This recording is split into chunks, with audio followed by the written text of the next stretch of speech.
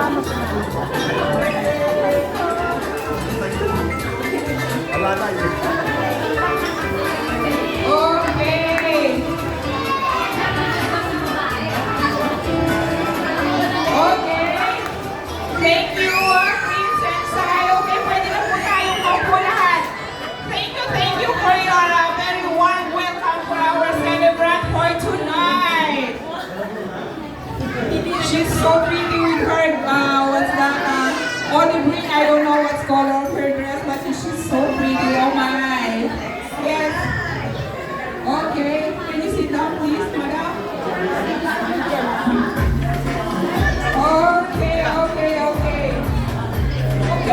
Okay. Let me call Pastor Marcelo RC for our opening prayer for tonight to bless our food and everybody's around here. Okay? Pastor, it's your turn. Kami po tayo Huwag muna, alis. unang tubo yung samantalahin ng pagkakataon na ito na nabigay po ng napaka-ikling mensahe sapagkat ang sabi po ng salita ng Diyos, napay nabubuhay ang tao. Maging po sa salita po ng Diyos ay nabubuhay din po ang tao. Kaya bilang isang mensahe po sa araw po, alam niyo mga minamahal kong mga kapatid, ang pagdiriwang ng kaarawan ay isa sa pinakamahalagang celebration na ating dapat na ginagawa. Sapagkat ang inyong po sa atin, ang sinabi po ng Ecclesiastes chapter 12 verse 1, remember your Creator in the days of your youth. Bakit po? Kasi darating po sa buhay natin, hindi po tayo pabata.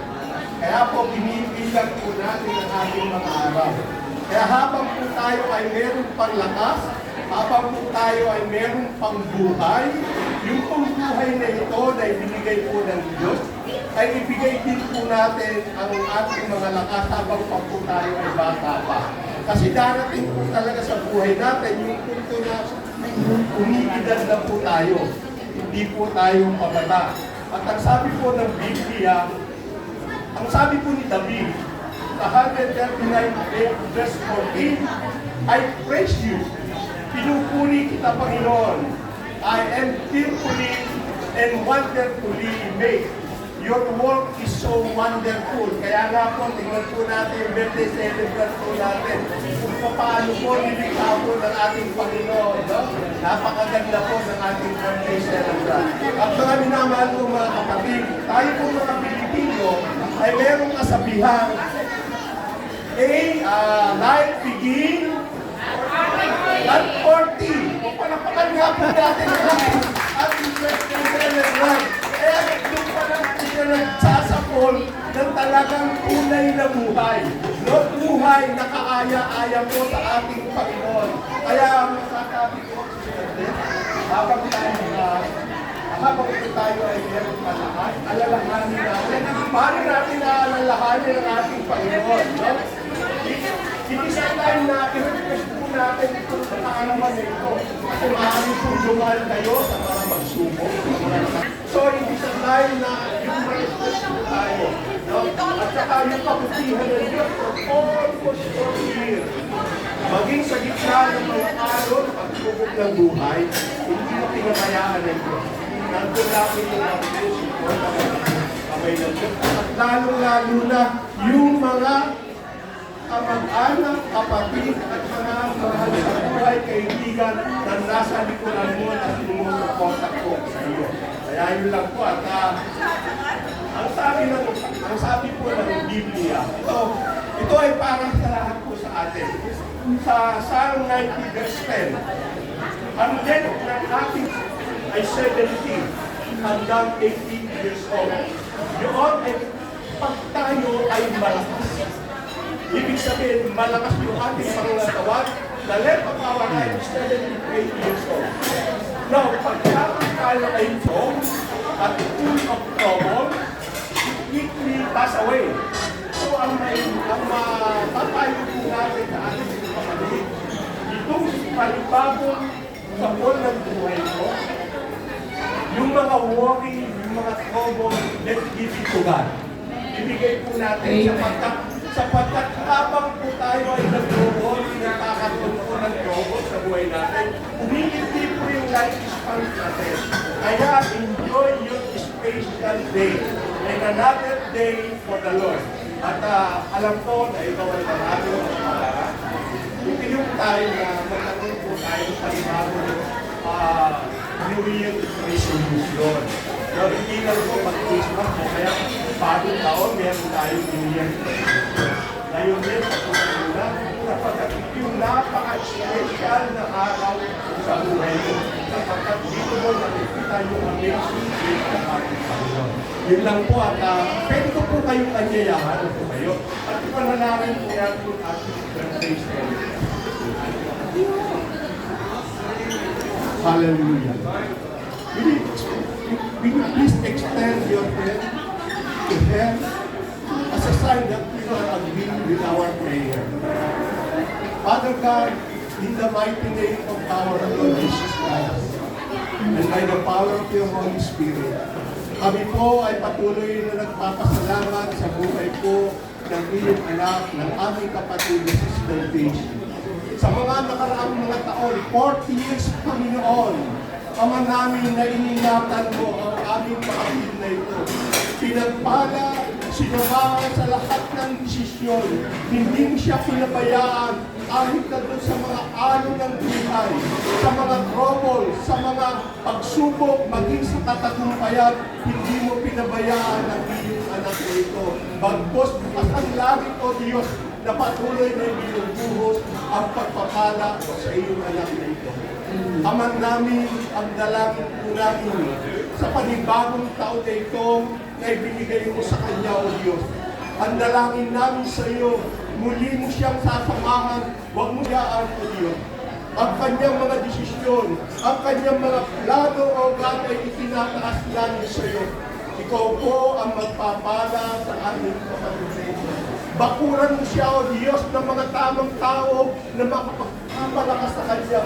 Magiging courage sa Kanya. Alam po namin in this life, we have many troubles. But ang sabi mo, we take courage, O God. Kaya ang dalangin namin, bakuran mo siya ng mga tao magpapalakas sa Kanya, O Diyos.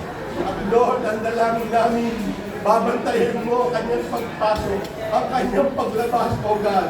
Ang mga hahawakan ng kanyang mga kamay, pagpalain mo ito, O Diyos.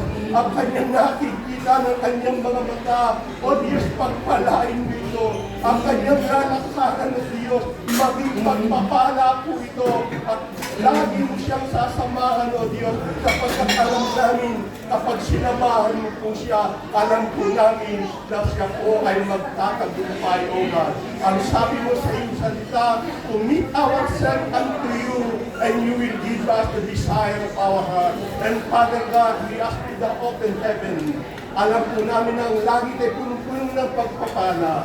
Ibuhos mo ang pagpapala sa iyong anak na ito na walang silid na kanagyan. And Father God, sa panibagong taon na ito, hayaan mo ma-experience po niya ang kakaibang pag-ibig mo sa kanyang buhay, O God.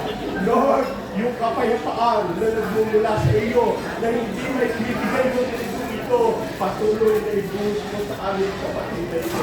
And Father God, ang dalangin namin, anuman ang kanyang mga pangarap, Lord God, ang sabi mo, sa puso ng tao, napakaraming pangarap, at yung layunin mo ang siyang matupad. At Lord, ang sabi mo sa iyong salita, sa Book of Isaiah, chapter 55, verse 11, ang salita mo na nagmumula sa iyong mga labi, hindi po ito babalik sa iyo na walang saysay doon sa mga tao iyong pinagagdan. Kaya alam po namin, sa aming pagsa-celebrate na ito, ikaw ang napaparangalan, ikaw ang napakapurihan, sapagkat Lord, ang sabi mo, count our number, the days arrive that we may gain the heart of wisdom. And Father God, let your wisdom be upon them in the mighty name of Jesus. Ano man ang aming kakanin, ano man ang gagawin namin sa lugar na ito, Lord God, pagpalain mo ito, maging kalakasan ng katawan ng iyong mga anak, ang iyong mga anak sa God later. And Father God, sa pag-celebrate ng birthday niya, wala po kaming ibang papanagala kundi po ang tao, kundi ikaw sapagkat ikaw ang nagbigay ng buhay sa iyo na ito. Father God, we thank you and we ask you for many years to celebrate, oh God, prolong their life in the land of the living, Lord. Pamangkin po namin yan. Salamat po Pamangkin namin yan. The spirit of joy, the spirit of unity be upon this place, O God. At Lord, yung kasiyahan na ito ay nagmumula po sa iyo. At salamat po ng marami sapagkat ikaw lamang ang dapat tumanggap ng papuri ng aming parangal. Sa pangalan po ni Jesus, ang lahat po ng anak ng Diyos magsabi ng Amen. And let me God. Salamat po.